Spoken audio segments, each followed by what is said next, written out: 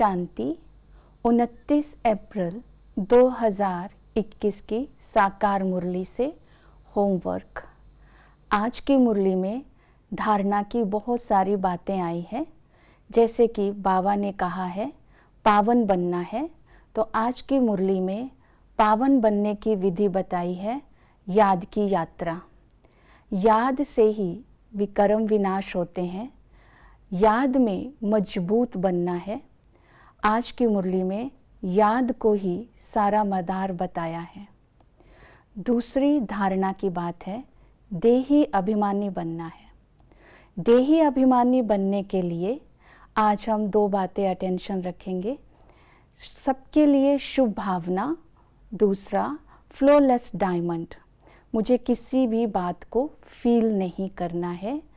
करण करावनहार करा रहा है और मैं आत्मा कर रही हूँ, अर्थात निस्वार्थ भाव से कर्म करेंगे। तीसरी धारणा है माया पर जीत पहननी है।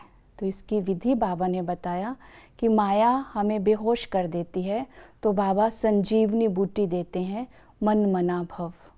माया क्यों आती है? जब हम अवज्ञाएं करते हैं, जब हम बाबा के दिए हुए खजानों को वेस्ट करते हैं, तब माया विघन के रूप में आती है और याद में टिकने नहीं देती और धारणाएं कच्ची हो जाती है।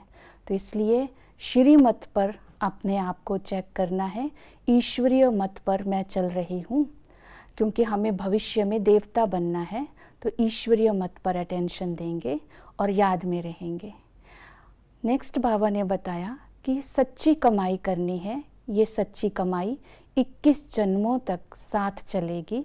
तो सच्ची कमाई करने की विधि बताई।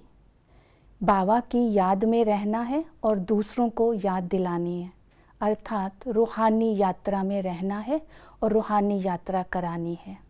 ज्ञान सुनना है और ज्ञान सुनाना है। इस बात पर विशेष अटेंशन देंगे। फिर बाबा ने कहा पापों का बोझा उतारना है। तो पापों का बोझा उतारने के लिए भी विधि याद की यात्रा है।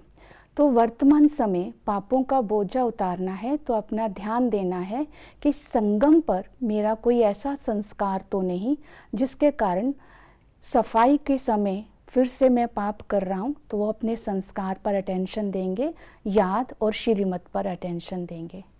आज मुख्य धारणा रहेगी मुझे खुश रहना है। तो खुशी का आधार भी हमारी श्रीमत रहेगी। तो बाबा की बताई हुई नियम मर्यादाओं पर चलेंगे तो हमें खुशी होगी। तो आज पुरुषार्थ करेंगे कि मुझे सारा दिन चलते फिरते बाबा की धारणाओं को स्मृति में रखते हुए अपना पुरुषार्थ करना है, बाबा की याद में रहने का। आज बाबा ने सारी मुरली में सतयुग की स्मृतियों को इमर्ज किया है। अगर हम बुद्धि में सतयुग में होने वाली प्राप्तियों को इमर्ज करेंगे तो भी हमारी याद भी रहेगी और सच्ची कमाई भी होती रहेगी। सतयुग में बाबा ने कहा तुम बहुत खूबसूरत होंगे और तुम चैतन्य, जैसे आप भी जड़ चित्रों को सजाते हैं, तुम चैतन्य में हीरे जवाहरातों के हार पहनेंगे, बहुत सुंदर सजे होंगे, शरीर भी पवित्र होगा, आत्मा भी पवित्र होगी, श्रृंगार बहुत अच्छा होगा, खुशी भी होगी, अमर भी होंगे और विश्व के मालिक भी होंगे, निरोगी भी होंगे। तो इन सब बातों का आज हम चिंतन करेंगे। तो जो धारणा की बातें हैं उन पर अटेंशन देंगे आज की मुरली से। ओम शांति।